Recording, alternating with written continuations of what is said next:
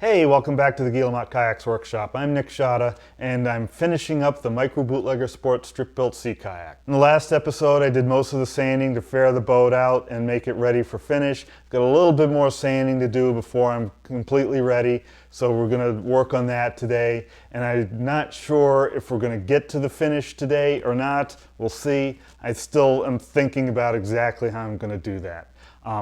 But let's get started. The last bit of sanding I need to do on the boat is the sanding with 220 around the cockpit, and then I'm going to go with 220 with the fairing sander just over the whole thing. I don't think it really needs it, but I'm going to see what it does. So we'll just get going on the sanding and have some fun.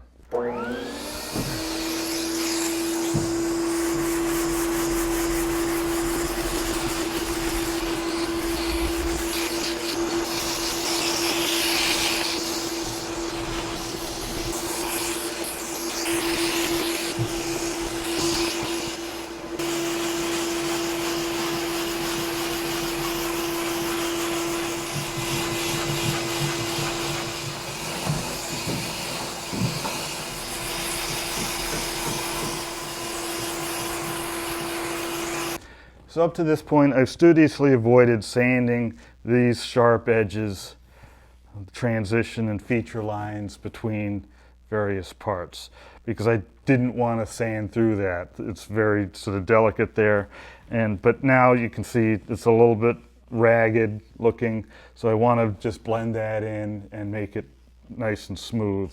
And so it'll just be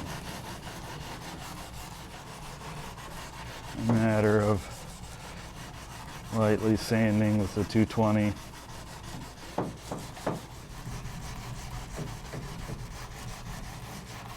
Just sort of ease that corner a little bit.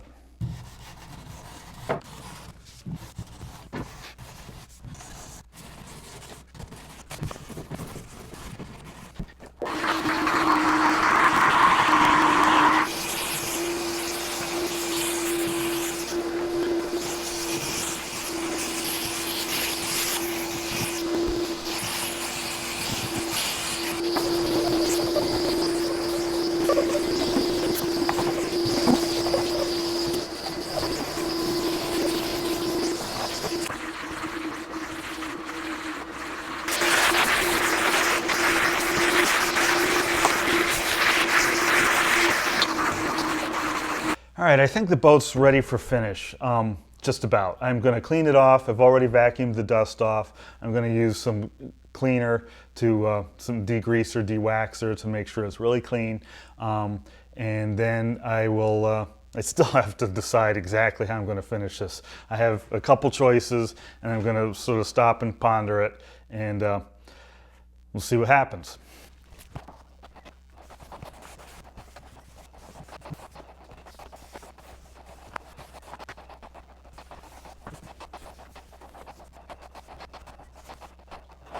So I think I'm ready to apply the finish, and over lunch I sort of sat and thought about how I'm going to do this. It's a little bit windy out today. I was thinking of using the rattle can and spraying on a two-part finish, but I was also given a test sample of Bristol Finish. It's a two-part boat finish, varnish substitute. And essentially the same chemistry as the rattle can. This is something I can brush. And I may still end up doing the final finish out of the rattle can, but I think I'll get some good build with this brushed on. We'll see how it goes, and then once I can get, every hour I can put on a new coat. So I should be able to get good build up today, and then flip it over tomorrow, do the bottom of the boat, let that dry, and then sand the whole thing, level it out again, and then I think I'll hit it with the spray rattle can stuff. So that's my current plan. So the first thing I need to do is mask off. I'm gonna varnish down to the water line here. I need to choose some place to have sort of as a part line between the top and the bottom, and the water line sort of an obvious place. If there ends up being a little bit of a discontinuity in the finish there, a little ridge or something, that's okay. A, I can sand it away, and B, it'll just sort of fade into the woodwork there, so to speak. That's where I'm going to put it, and so I need to mask along there. I want to do a little bit of masking and protection to the inside of the boat, just so when I'm putting finish on the combing, I don't end up having finish drip inside the boat. The inside of the boat should be already finished at this point. So we'll see how it goes. I'm going to put some blue tape below the water line and then use green fine line tape at the water line.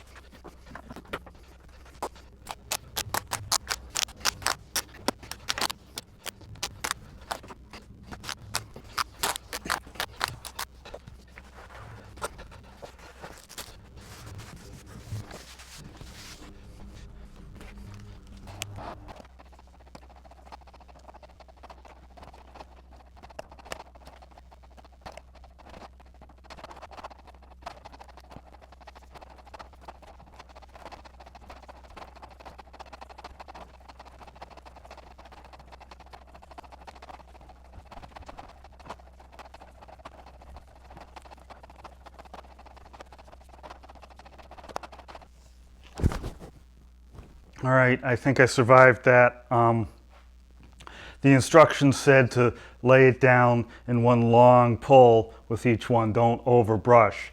I'm going to have some drips in this layer. Normally my technique is a crosshatch pattern like I do with the epoxy. But we'll see. This should set up in an hour or so, and I can apply another coat. And if I can get a good build on this, then come back and level it again, and then end up with a spray finish. I think I'll be okay. Right now I see a lot of sags and stuff. It looks nice and shiny in the video, but there's a lot of sags here and there. I think next coats I will put more of an effort into doing my standard crosshatch just to level things out. Even if it leaves brush marks, I'd rather have some brush marks that'll be easy to sand out than big sags that are harder to sand out. It's about an hour later. This is coat number 2.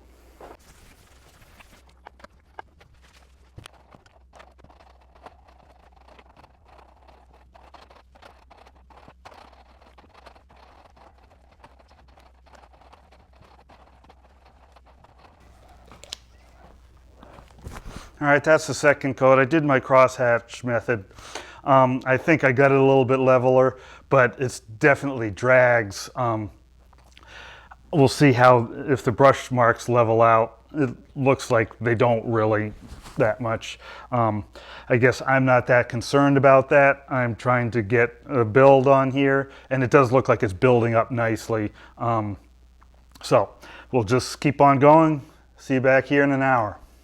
Getting ready for the third coat.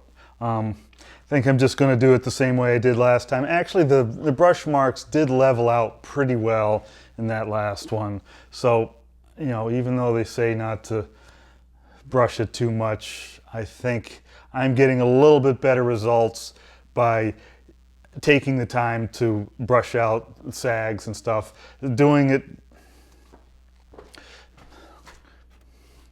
let's see. There's the instructions here. What they say is wet on wet method. Apply the first coat and allow it to dry to a firm tack approximately 1 to 2 hours. Apply the second and next coat without sanding. Continue in this fashion until all coats are applied. When recoating within short intervals, use light pressure on the brush to avoid brush marks. Use just enough brush pressure to spread the fresh coat out. Recoating without sanding at any time up to 24 hours after the last coat. Do not overbrush. Lay the coating on with one slow stroke, brushing back in the direction of the wet edge. Dip brush 1/4 inch deep and do not wipe the rim of the pot. Use the largest brush that'll fit the work. So, I'm not sure how you're supposed to do it in one slow stroke. Without having it unload sort of somewhere at the beginning, maybe with enough practice, but I don't have enough practice. So I'm going to continue with the crisscross. It will end up with some brush marks, but as I say, I plan on sanding this out. So they say a practical method here is apply all but the last coat using the wet on wet method. Don't stop because of runs, drips, or small amounts of dust. Allow to cure 24 to 36 hours and sand with 220 grit until the surface is smooth and uniformly dull. This last method gives the fast buildup and the chance to remove defects. So that's essentially what I'm going to do. I think my current plan is still to use the rattle can spray on as the last coat, but we'll see what the weather is and whether that's going to be practical when it comes time. All right, I don't know if I got that on video or not. Just put the third coat on, just the same as the last coat. I started at that end and moved this way just so my transitions between sections would not end up all being in the same place all the time. Hopefully make it a little bit more even coat that way. It's not looking bad. There's a lot of brush marks, but it's looking like it's getting a nice build on it. And that's really what I care about, is getting enough material on there to provide the UV protection that we're looking for. So get this built up, and then we'll let it harden a few days and sand it out and either rattle can on or see if I can brush on a really smooth surface. We'll see. All right, this is going to be the fourth coat. This will be the last I do today. Just about using up the quart of Bristol finish I have. I've got another quart which I'll use some of on the bottom. I've sort of left behind the protocol of trying for a dust-free environment here. I'd rather have the ventilation. This is pretty stinky stuff and smells getting into the house, so have the doors open here since I'm going to be sanding it all out anyways, leveling it all out. Why bother worrying about the dust? It's not that big a deal. And so I'm going to keep the doors wide open so I have good ventilation, and we'll get to it.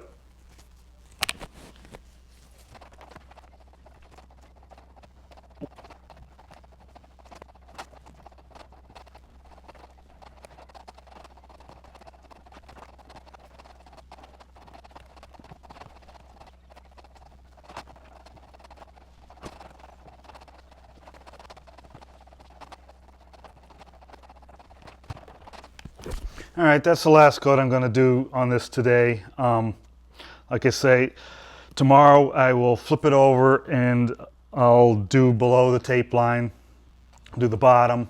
And I'm waffling again on my plan. I may end up I've got a matte finish in the rattle can. I may just do the bottom with that matte finish. It'll be a pretty easy surface to deal with, and the matte finish is much less touchy as far as getting a good finish. So we'll see. Think about that. So with 4 coats of finish on the deck of the boat, I'm going to call this the end of the episode. I will continue working on finishing tomorrow, and like I said, I haven't figured out exactly what I'm going to do in what order, but we'll see in the next episode. Again, I'm wrapping up this build. I apologize for the delays between videos. I'm just trying to get the boat done and ready to go out the door. I've been capturing a lot of video, and sorry I haven't been getting it out to you in a timely manner. But once this boat's out the door, I'll be freed up to do more videos and other things. If you have any questions about this whole build, please post them in the comments at this point.